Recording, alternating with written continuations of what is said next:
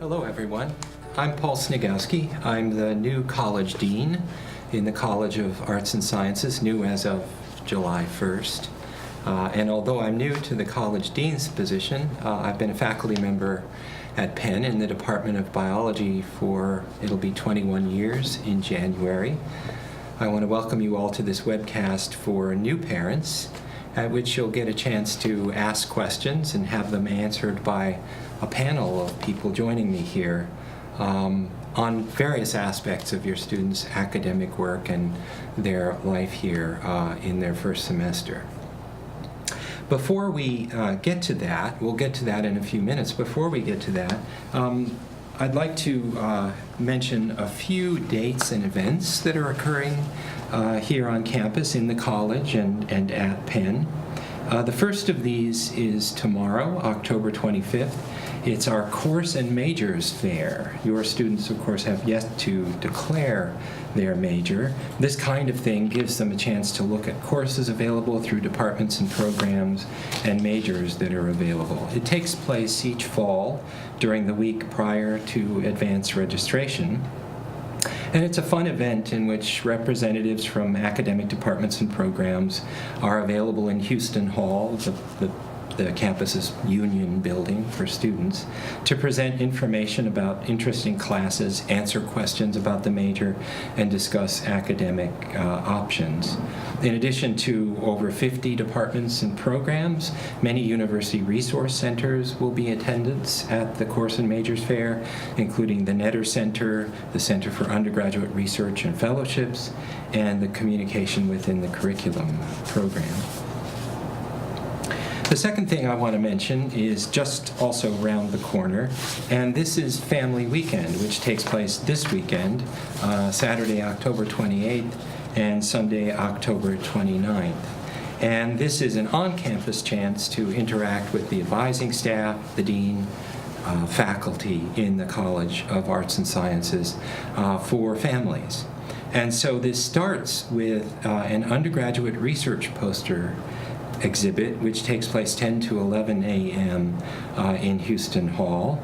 And I will be there, staff of the College of Arts and Sciences will be there. There'll be light breakfast. And in this event, students who have put together posters of their research projects, undergraduate students, will be displaying those posters and standing next to them, and we all get to go around and chat with them about their research.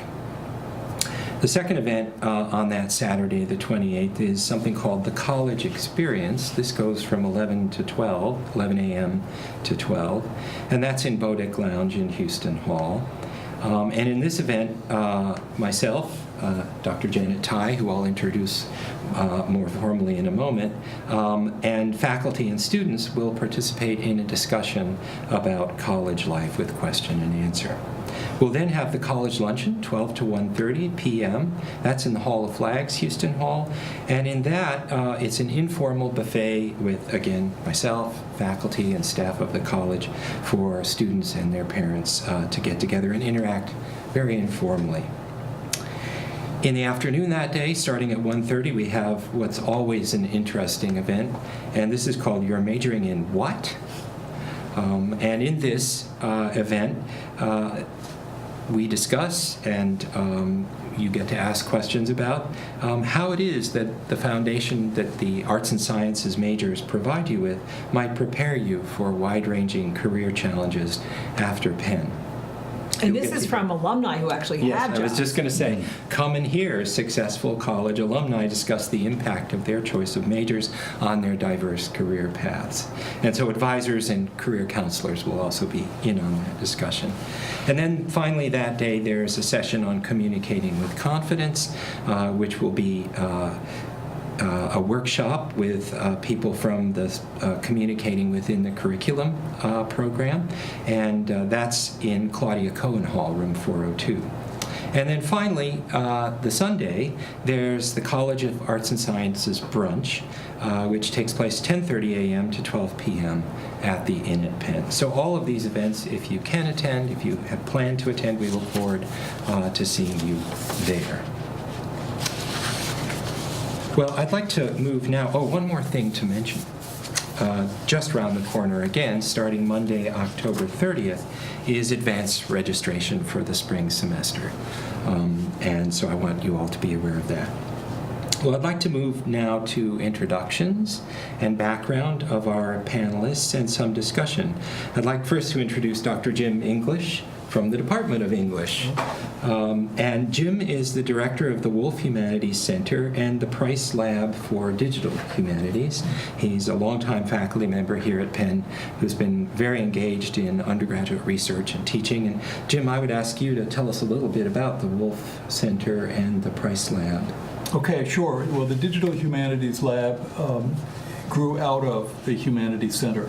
So we don't see the digital humanities as something that's not the humanities. It's all the humanities. And in fact, we're moving this weekend into a new space that the school has built for us, where these two centers or entities will be kind of co-housed, and we share certain administrative services and everything. So I want to emphasize that the digital humanities is not a kind of break from the humanities, but rather is a way of naming a number of things that have been going on in the humanities that make, we could say, non-trivial use of technology in humanities scholarship and teaching. And that's about as close to a global definition as I can give. When you get down to it, you can go through every discipline and every subfield in the humanities and talk about what digital humanities means there. And it's very different things from a kind of linguistics style of computational analysis of literary texts, large libraries of digitized literature, something that's going on in my discipline of English, to what they call spatial history, where historians are using some pretty sophisticated satellite imagery and mapping softwares to understand the patterns of human traffic, not just in the contemporary world, but way back in the ancient world, by reading the signs of human impact on the, from the air. And then there are things like sound studies, working with digital sound archives, and there's 3D stuff, the modeling of ancient artifacts and the modeling of ancient buildings and structures and cities. So all of this falls under the rubric of digital humanities. And I just would want to stress that whatever major a student might be choosing, whatever their track through the humanities, the Price Lab can help them to build some of these newer technological moves within that field into their own research, into their own thinking about, their materials that they're interested in. The Price Lab also exists to offer a specific curricular track called the DH Minor, which we just rolled out this semester in the college. I could talk more about that if someone's interested. And we have fellowships for undergraduates, research projects that undergraduates work on. A nice aspect of the digital humanities is that there's more collaboration, more sort of team-like sciences, model research collaboration, hence the term lab, than in most fields of more conventional humanities research. So that means there's more room for students to attach themselves as research assistants. In my own digital projects, I work both sides of the fence, as it were, as a literary scholar, but it's the more digital and computational projects where I have more students working with me as assistants. I can employ more students. Do you anticipate a lot of growth in the digital humanities minor? It seems to me that there would be tremendous interest in this. I think it's going to be popular, but we don't know yet. We don't really know. And I think it properly depends on how well those courses are taught. We're introducing some new classes. Students at Penn are very smart, and they know that the courses they want to take are the courses that are well taught. If there's a good instructor, then it's going to be a good class, So if the word on the streets here is that it's not that great, class, that's going to hurt us. But we're spending a lot of time really thinking about what's on the syllabus, who's going to teach these classes. We've hired 2 new junior faculty as part of a digital humanities faculty cluster hire. and they're both bang-up teachers. So That's great. that's a reason why we hired them, and not the reason, but that's a reason. So, Yeah. I have confidence in this minor. I think it will be helpful, and I think it will be popular. I could see students, for example, even crossing over from the sciences to the digital humanities. There's that option too. Yeah. Yeah. Or Doing it combining as them, a yeah. minor with their science major. Students who STEM students who are interested in the in the humanities, humanities but don't and know have a quite set of how skills, to. but Yeah. in a certain approach, Yeah. perhaps a quantitative approach to some questions. And there are yeah. students who double major, across Yeah. across the humanities and STEM disciplines, but not very many. Yeah. So yeah. this is a way to make for more traffic between those Yes. things. But we also have think it those would. funky interdisciplinary majors like science, technology, and society, Yes. which may very Yes. well want to take advantage of those kinds Yeah, of things. it would be a great minor for those. Yeah. Could you talk a bit about the Wolf Center and things going on there and Yes.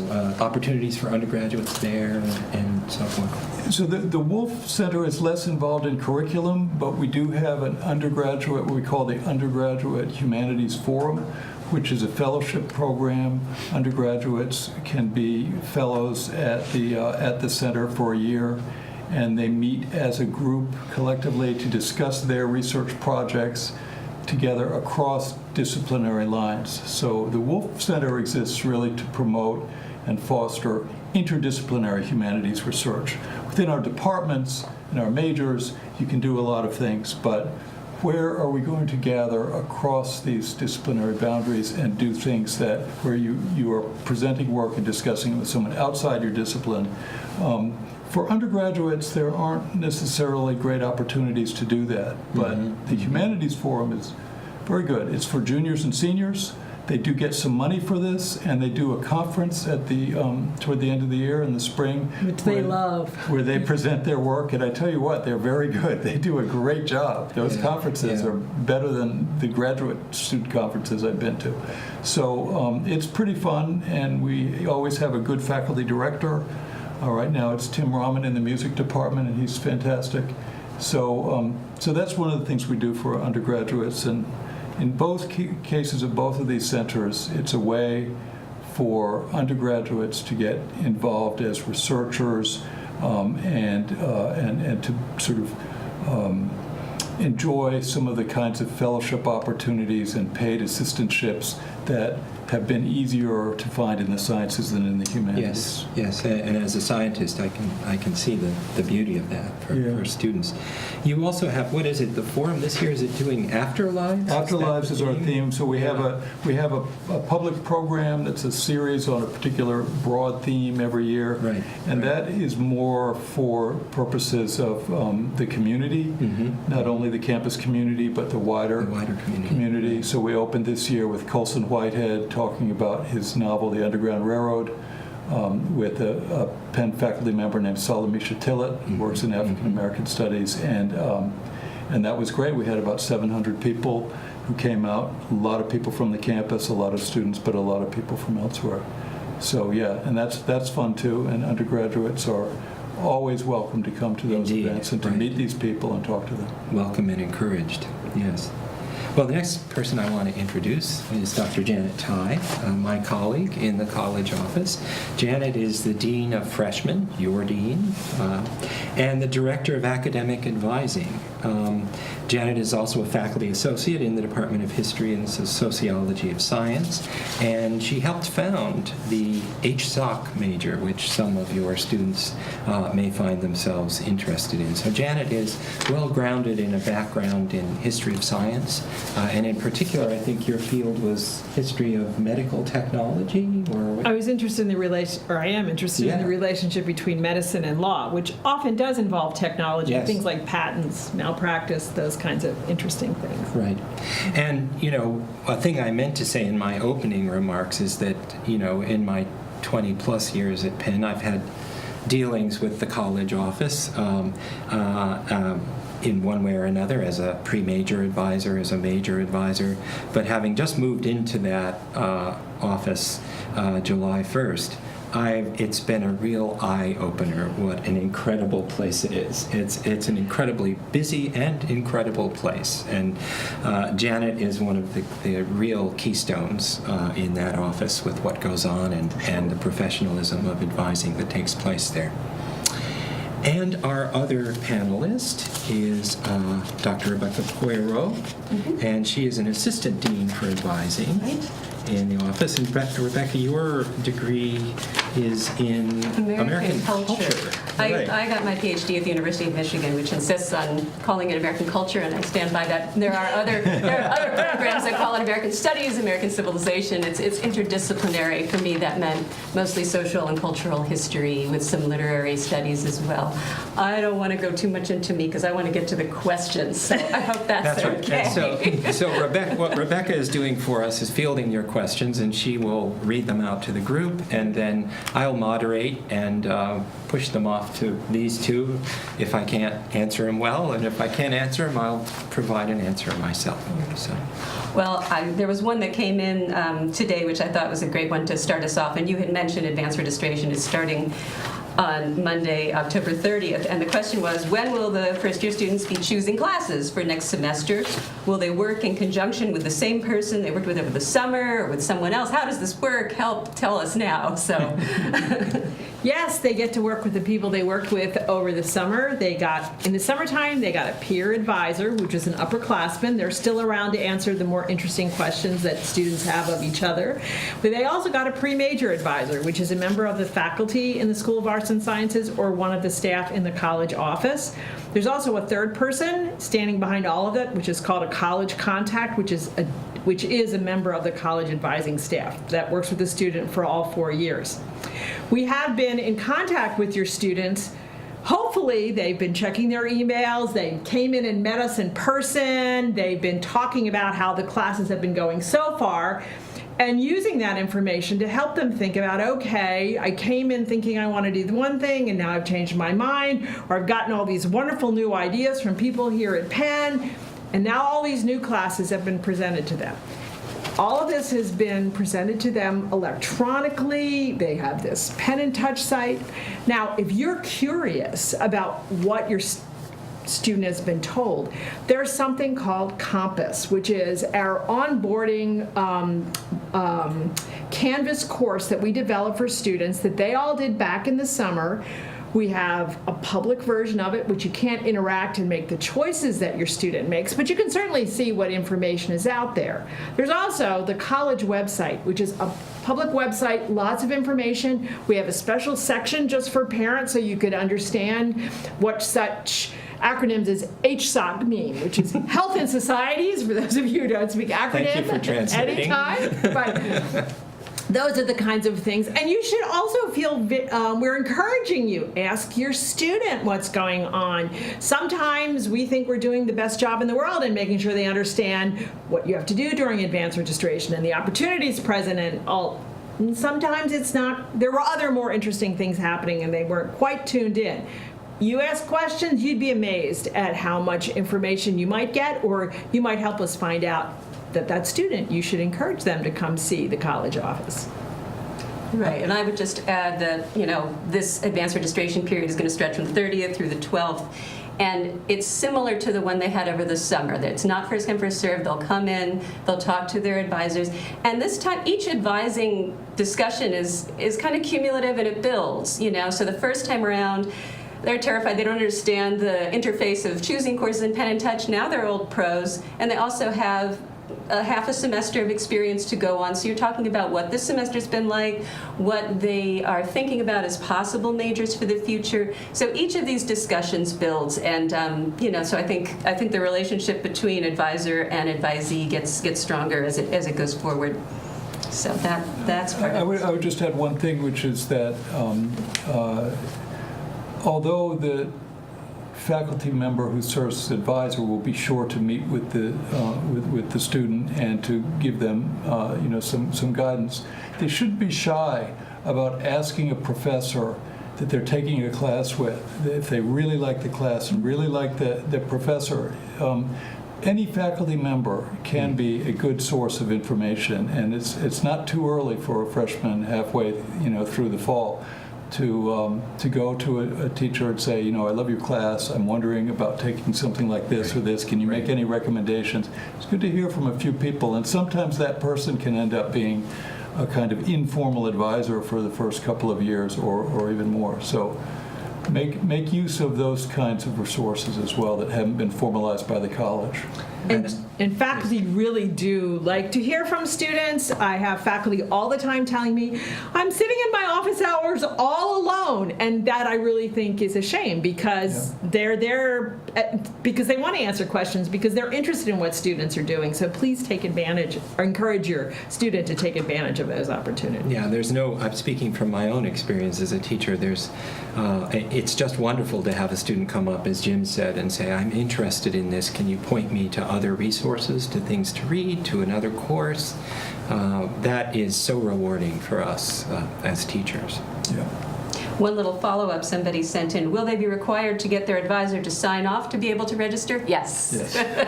So that ensures that people are talking and making sure they're making informed decisions. Sure. And here's another question that came in. My daughter is unclear on what she wants to major in. When does she need to know by? How does this happen? Well, the first thing I would say as dean, and I'm sure that the others here will back me up on this, is that being unclear on what you want to major in is perfectly fine. In fact, it may even be a good thing. There are cases in which students know exactly what they want to major in, and that works great for them. But the purpose of the education that the college offers is in part to open all of these intellectual doors to you, and you take a look as an incoming student, and you explore, and you may find that there's something you never thought of before that you really like, and an area in which you can really make a contribution as a student and going forward in your career. So it is more than okay to be unsure about what your major is. Now, to the answer to the specific question, majors are declared in the sophomore spring. So that is the time by which we typically expect students to have settled on a major. And by then, students should have had, talked over time with their pre-major advisor, talked to the faculty, as Jim is suggesting. They should have been, I know they talk to other students. Believe me, there's a lot of conversation. But they also have great resources that can provide sort of other vantage points on things. For example, we have a wonderful career services office, and it can help students recognize that they're sort of a straight line between a particular major and a career doesn't turn out to really work like that, and that there could be many paths to things. We have wonderful resources in places like the library, which can help students understand what does it mean to do certain kinds of research and what other tools are available, not only what they learn in class, but other possibilities that are out there. Also, we have this Weingarten Learning Resource Center, which is a center for all of the learning counselors are specialists in how people acquire new information, how they process information. What is the process of learning really about? And sometimes students need insight into their own ways of learning and thinking, and maybe they also need to learn some new tricks, but often they just need to be conscious of the different ways, the methodologies, and ways of asking questions in different disciplines. And I think that all of those resources can play some small role in students as they develop through the 2 years into the place where they're ready to make an informed choice about a major. Definitely so. Yeah, you can jump too early. Sorry, you can jump too early to a major. I have a son at Penn, and in some ways, I think he moved too quickly to declare a major, and then his interests got more complicated. But it was sort of too late, So still working out for him, but based on that experience, I would be especially ready right now to caution students, wait a little bit. Try this class and this class. You can always choose that major, but why choose a major at the end of your freshman year if you really don't have to?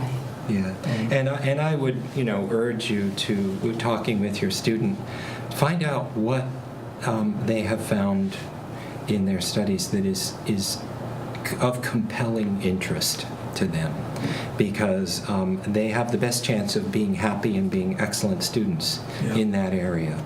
And that fit differs from person to person. It obviously differs at different times of our lives, but your freshman year of college is a time of enormous upheaval and change. And finding out what's of compelling interest during that time and during the sophomore fall is really where it's at to me. And don't be afraid to ask them why. Because sometimes really that's the more interesting conversation about what it is about, a particular field that labeled in a little box, but what they think is going on inside there is much more interesting and could go in a lot of different directions. Another question that came in is about the pass-fail option. This parent says, parents say, our son is a freshman, and he is thinking of taking one of his classes pass-fail. Is this a good idea? When should students use the pass-fail option? Janet, you want to? Well, it's probably not a great idea for most freshmen, but I don't know his particular circumstances, and I would definitely recommend that he talk to someone in the college office to think through what's going on. Pass-fail is often a really good option if you're exploring a field that is kind of, you've never tried anything like that before, and you don't think you have a lot of experience, and you're not sure how you'll do. I'm quite well aware that students use pass-fail to avoid what they consider is a bad grade in something, and so then they will back off of it. Sometimes leaping to a pass-fail option's not the way to fix the not great grade so far in a course.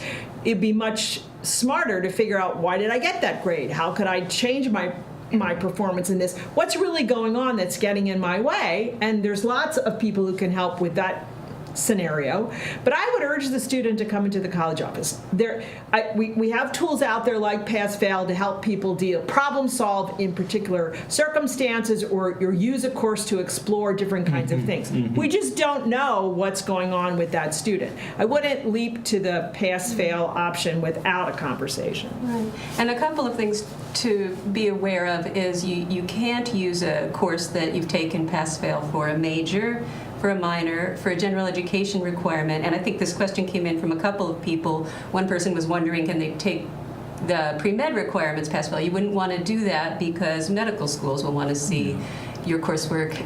They will have to see the coursework. Right. They will have the grade uncovered, in fact. Yeah, so having an individualized conversation with your advisor or coming into the college office is really important if you're thinking about that. And one thing we didn't mention is, in addition to having a pre-major advisor and a college contact, students also have the option of coming in for quick walk-ins in our office every day, Monday through Friday, from noon until 4. I or one of the other assistant deans for advising is available to talk to students on a walk-in basis about questions like this. Just like this, right. So that's a good option anyone in the college can do Monday through Friday. Right.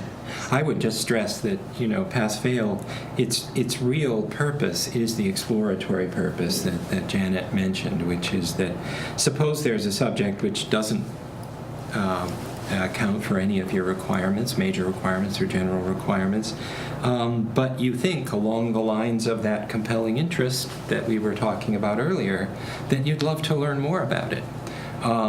In that case, taking a tough course or an interesting course that might be tough, pass-fail, gets you into it, gets your head into it. You might find out that that's an area you would like to go further in at no risk. And so that's the real positive use of it, rather than as a sort of a repair mechanism for your grade record. I've had students take my classes over the years. It's a pretty common situation where they're not English majors. They're taking a class that I'm teaching in the novel or in British cinema or something like that. Yeah. They say, I don't really know anything about this. I'm going to do it pass-fail. And I say, you'll probably do very well in the class. Don't worry. These are smart kids. And they end up getting A's in the class. And they're so annoyed. There's no taking back the pass-fail. I did that. And you go, darn. That's it may be that's because all the pressure's off and the psychology is such that they just will do it out of interest. Yeah. And, right. Could be. Who knows? So. Okay. Here's a question. Hello. Our son is a freshman and was very stressed after the first exam. He mentioned the grading is curved and he's feeling like he's in competition with classmates. What what is curved grading and what can he do to get his confidence back? And also the second question is, what are the mechanisms to deal with pressure and stress at Penn? So there's a lot packed in there. Well, I'll start out with this one, and then I know that others will have things to offer. First, to the subject of what curved grading is. It can mean a number of different things. What it typically means in say large science lecture classes, which I happen to teach, although I don't do it in my class, I hasten to add, is that the average score is set at some letter grade, and then you go standard deviations either side of that and assign other letter grades up from whatever that average score set was. But students often come and say that they understand that that things are curved, but unless someone gives you the exact formulation of how they're using a curve to assign grades, it's a fairly hazy concept. I do agree, though, that in a case where the average is set to some letter grade, the feeling that you're competing with your peers in that class is Stronger. yeah, Much stronger. yeah, it's stronger, and it's to some extent an accurate one because you're being measured against the average. So that is the case. Now, the question asks about how does a student deal with that in a large class? A first exam. We just had our first midterms 2 weeks ago. How do students deal with that? I have some experience with that, having taught Biology 102 for 20 years. The first thing is that remember that about the hardest transition you make in your freshman year is going from the teaching styles and assessment styles, meaning exams and quizzes that you may have had in high school, to the ones you get at a high-powered place like Penn or some other place like this. Typically in high school, assessments are done, or often in high school, assessments are done on a weekly basis. There are very clear study guides. You're going to need to know this. You commit this to memory and so forth. What happens often in the large science courses is there isn't any sort of weekly assessment. There isn't a study guide. Ideas are presented and discussed in lecture. If it's a SAIL class, a structured active in-class learning, they may be discussed actively at the board with students and so forth, but understanding the ideas, knitting them together, the hard work of sort of producing a sort of interlocked, growing body of knowledge in your own mind is left much more to the student at this level than it is in high school. And so students need to learn to make that transition. The Weingarten Center was mentioned. Weingarten, I have sent innumerable students to Weingarten to learn study skills. We talk about the study skills in office hours as well. Another tip is don't be afraid of your professor. Go in. So Jim mentioned his own son. I'll tell a story on my daughter who will finish college this spring. Her freshman year at a different institution.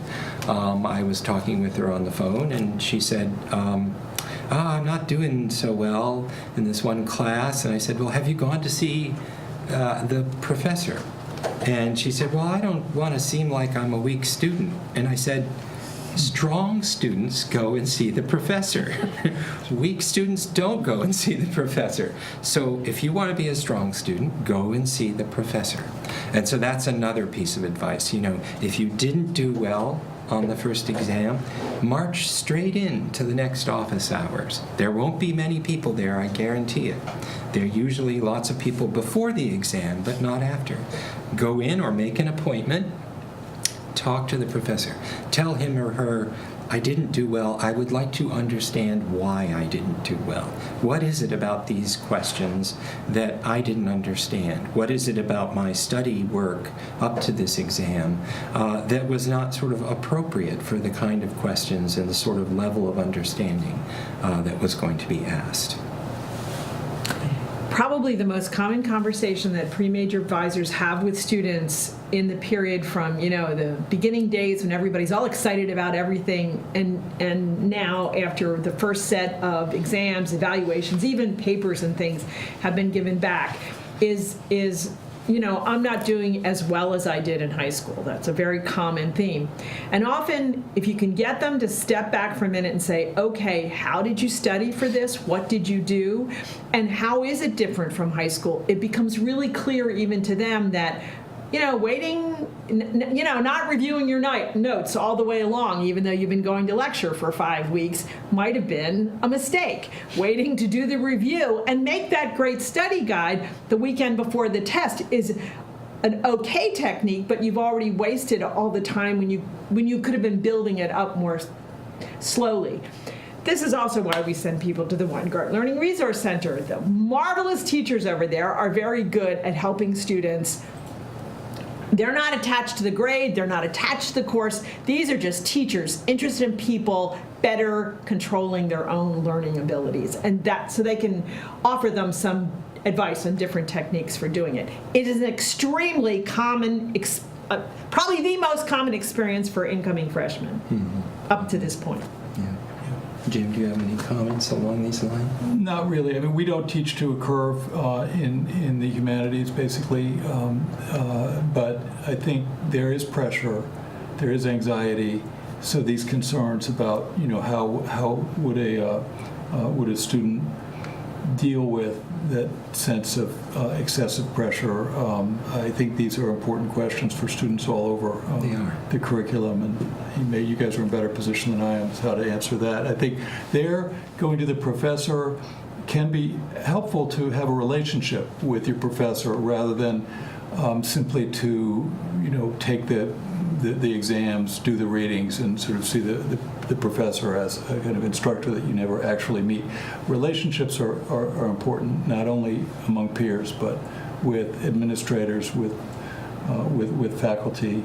A place like Penn has a nice ratio of faculty to students. That's expensive, but there's a reason why people want to come here. They can have relationships with faculty. So that can be helpful, but I think there are other resources that you can probably describe better than I can, Jen and Paul. Well, and another part of the question, and a very important part, was the issue of what resources are there available for dealing with stress on campus, and there are many of them, and I think that students really your students really need to know that there are lots of places to go where there are people who will talk with you, who will strive to understand your stress. It's important to realize that we are a community of scholars. We're a community of tough-minded scholars, even. We pride ourselves in that. We're also a community of human beings, of brothers, sisters, husbands and wives, fathers and mothers, and we care very deeply about all of our students, not just among the faculty, but we have professional staff in place. We have teams in place in the college office that will refer students to counseling if they come in need of a referral. We have lots of resources that students can avail themselves of. We have taking place on campus Monday from 5 to 7, a campus-wide discussion on essentially issues of mental health and stress on campus and how we can make Penn an even better, less stressful experience for our students. For their part, and in the context of you talking with them, should you talk with them, I would just add a couple of other things. And again, these come from my experience as a teacher and as a parent of a college-age student. I always tell students who come to me and they're upset, one of the first things I tell them is, I try to get across to them, let's say, this has nothing to do with your worth as a human being. That is secure. It's about not answering questions on an exam, and we can help with that. And then the second thing to say, and I say this in the context of the full class, when I have to show them the distribution of scores for one of my exams, I'll say, if you didn't do as well as you'd hoped on this exam, please don't let that diminish your interest in the subject. Feel entitled to remain interested and engaged with the subject. And indeed, if you do remain interested and engaged with the subject, there's your best chance to do better going forward. Also, I always want to remind parents of a very important reality, which is they are, in most cases, families are a safe place for a student to vent about their frustrations and about their being stressed out and about their being afraid. And that's a really good thing. And you should be able to feel like they can talk to you about something, but also remind them in that conversation that these are probably problems that if you went and found the right person, we could start to untangle the knot and make the stress level go down. I cannot do anything about their lack of sleep, which is something they seem to make into kind of a competitive sport, but you could remind them that sleep is a good thing. It's true. Biologically true. It's a good thing. And I would add, a lot of the issues that come up are very, par for the course for the first semester transition into college. But if you did feel like your son or daughter, that you were really worried that there was a level at which you wanted some intervention, you should call. You can call the college office with that. But you would want to gauge whether this was part of struggling to find a new community of friends or struggling to figure out, how academics were going, that's, regular for everybody starting, or whether you felt, because you know your child best, whether you felt that there was something that you wanted extra attention to. So if it rose to that level, we would definitely want you to call. There's a question that came in, and it's sort of a meta question, but I think it speaks to this, so I want to put it in. The question, it started out saying, I'm very happy that you're doing this webcast for families, and I'm looking forward to it, but how is this information being communicated to the students? It seems really important that the information get out there, that they have a sense of people caring about them, and I think there are a lot of ways to answer this, but the students have been getting information at first through their initial conversations with advisors, through Compass, through the many activities at new student orientation, in the houses and the programming that house deans and resident advisors and graduate advisors do in building community there. And we're reinforcing these, every time we meet individually, and of course with the, programs that come up. This conversation that's coming next week is one conversation, but a very important one. So you're getting a little bit now, and you're thinking, oh my goodness, when are the students going to get it? They've been getting it, and we're just kind of inviting you in for this little bit of it. And all of our partners in cultural centers and performing arts groups, in the DP, the UA, all the student groups, they're also part of the same kinds of messaging. And we hope that they are helping us get those messages out. This semester I think it's been a very good a conversation that we've all been sharing in, because we've had some things that were very difficult for all of us to deal with. And again, if students are confused about where to go, if they see that there are many different places they could go, they can always check in with the college office and get sound advice there on what next best steps would be. I guess a related. I'm sorry. Jim? No, I would just reiterate, that the getting information on where they live is something that Penn does very well, and so in their residence, the RAs, the graduate assistants, these are people that they see very regularly and that know a lot of what we're talking about here. Mm-hmm. And so it's that's outside of the academic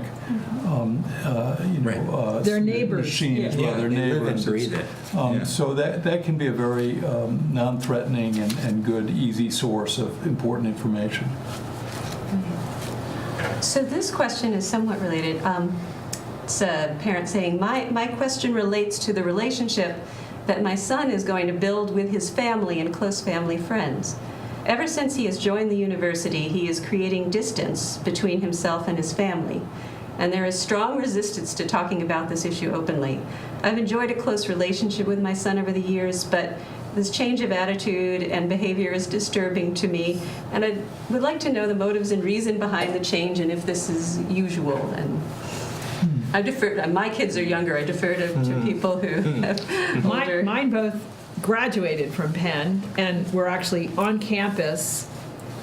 In fact, my older son, I became dean of freshmen when he was a freshman. Trust me, he was not in favor of the idea. But I will say, even I, who was on the campus, I think I feel your pain in you've had this very close relationship with someone, and now it's changing.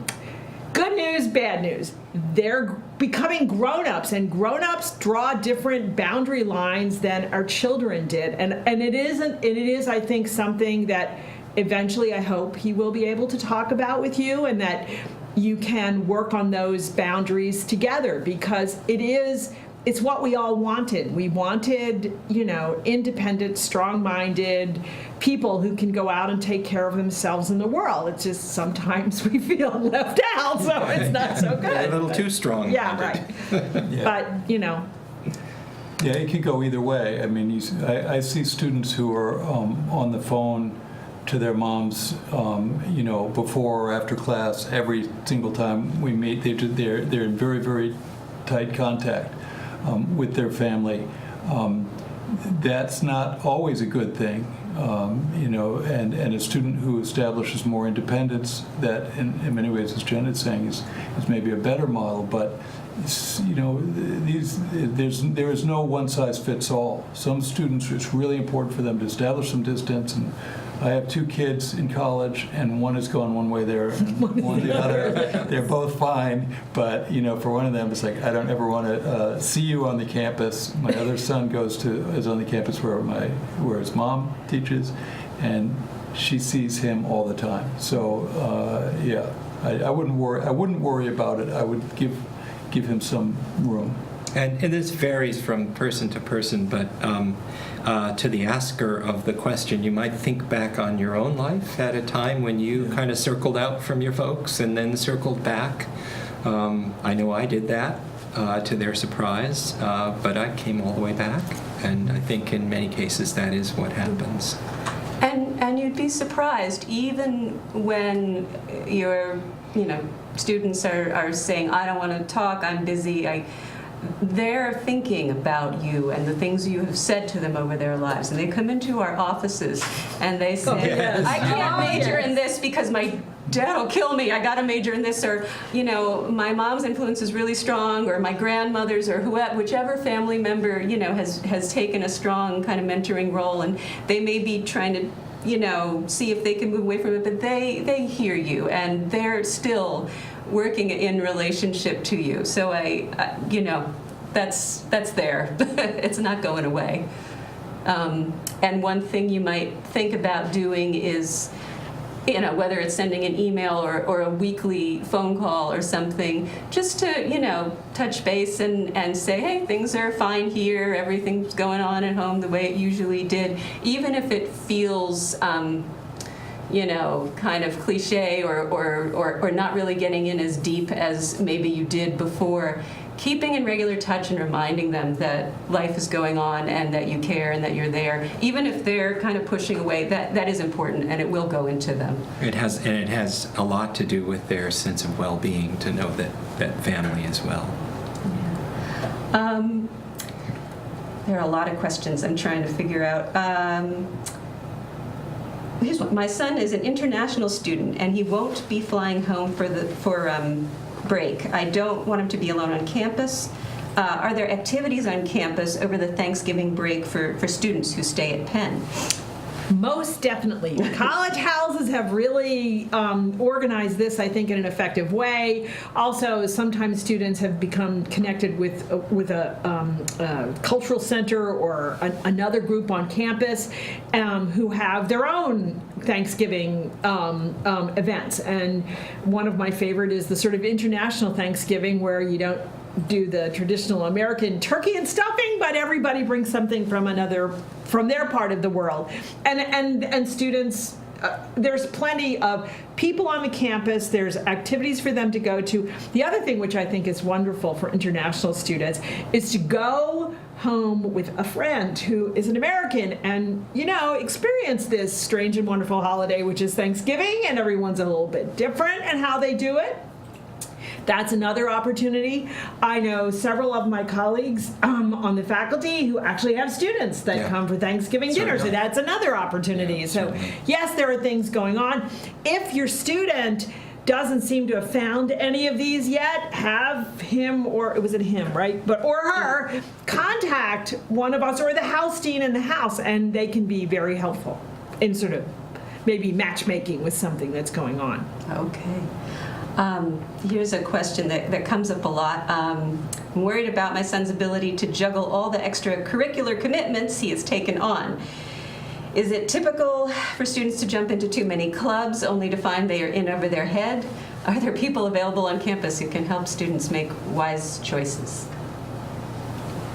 Well, there's people that agree with you and think they've all got a lot on their plates, and we can, on occasion, point that out to them. I sometimes feel like my job has two components: to remind students that there's 24 hours in a day, and that applies to them, and that they actually can't fly. They actually have to walk between one point and the other.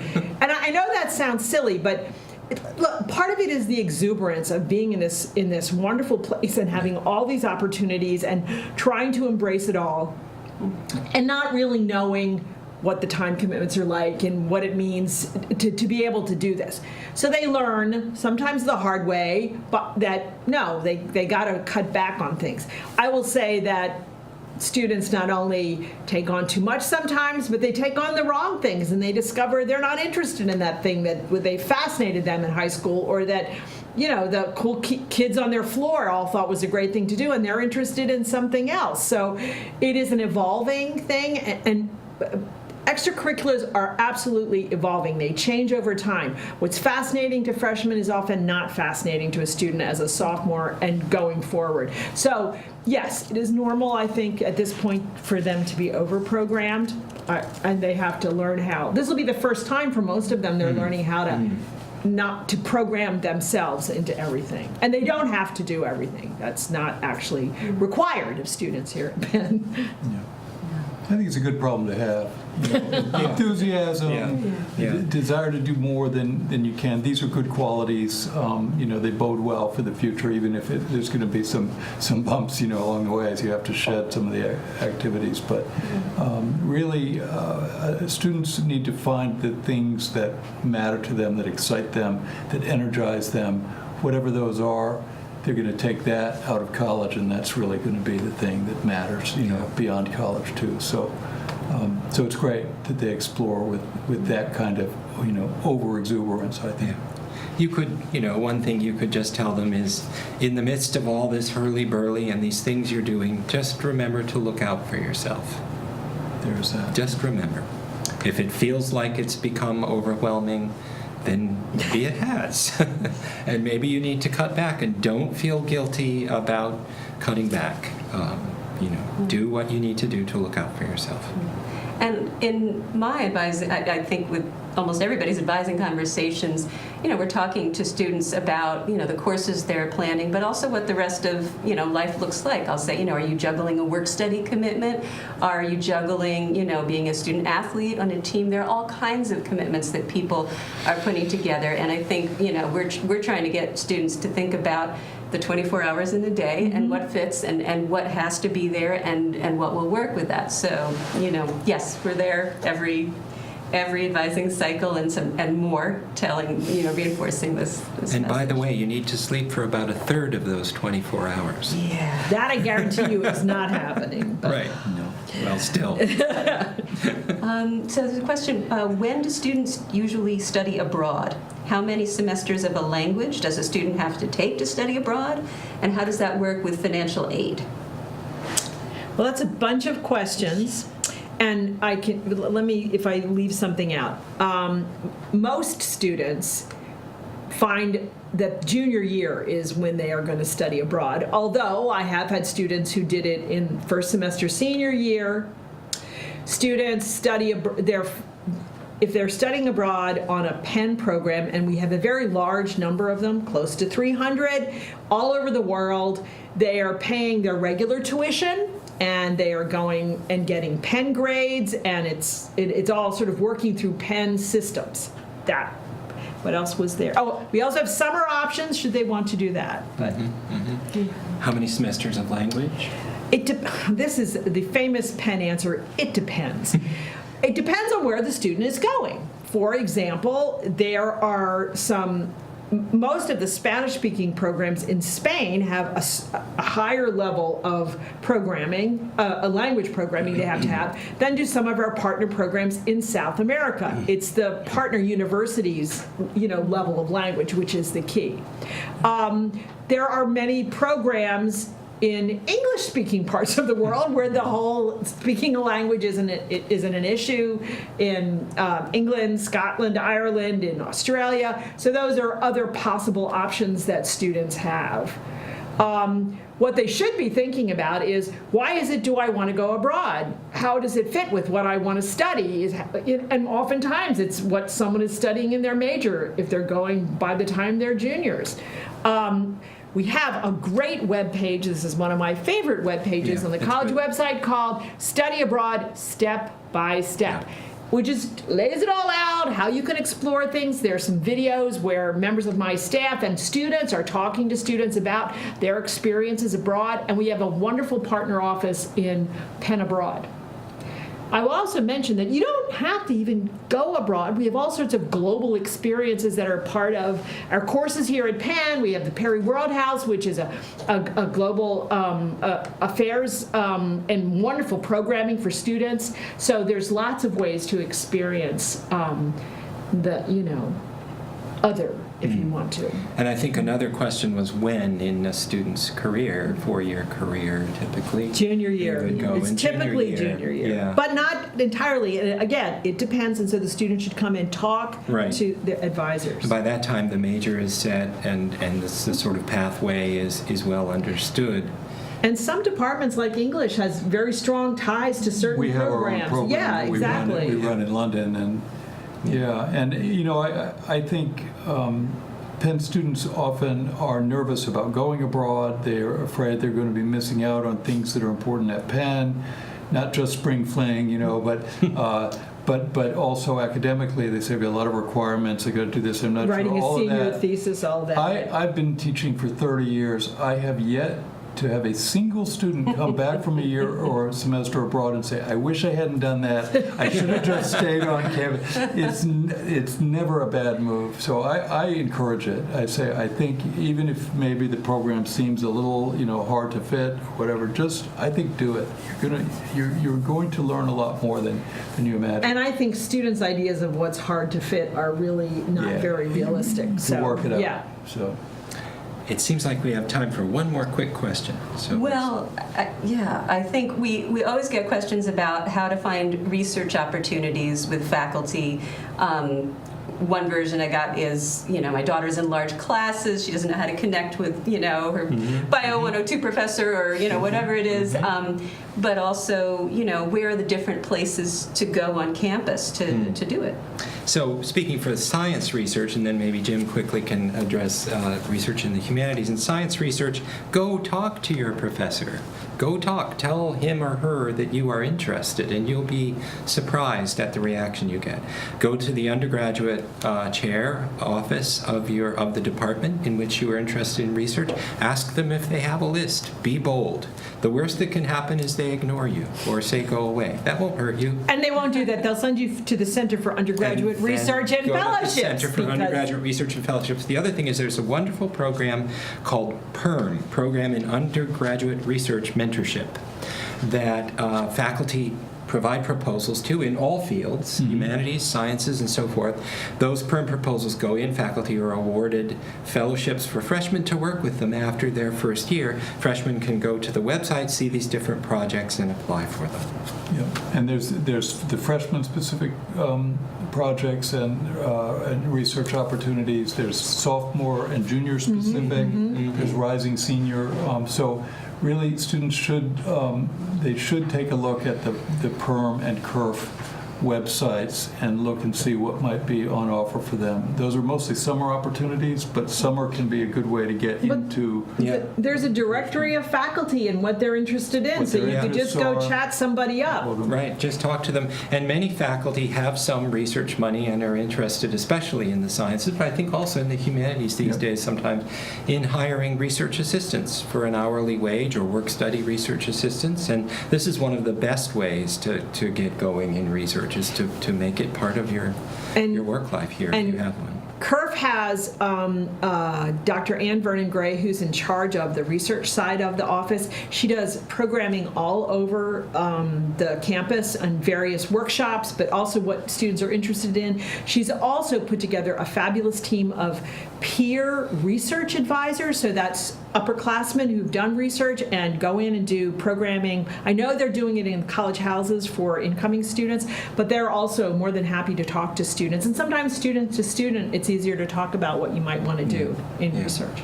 There are also the centers. So the centers that I direct, both the Wolf Humanities Center and in particular the Price Lab for Digital Humanities, have opportunities for students to work on research projects with faculty or to be mentored in research projects of their own. This would be true of a number of other centers around the campus, so you should look to see what is the center in the area, the disciplinary area that I'm interested in, and see what they have to offer. And you can talk, students can come in and talk to me about what we're doing and what they might do with us. They do this frequently, so you can just go see the director. Well, our time is about up. I want to thank my colleagues Jim English, Janet Ty, Rebecca Poirot, and on behalf of the college, I want to thank you for listening and wish your students the best of success and a happy life here at Penn in their years here. Thank you. Bye.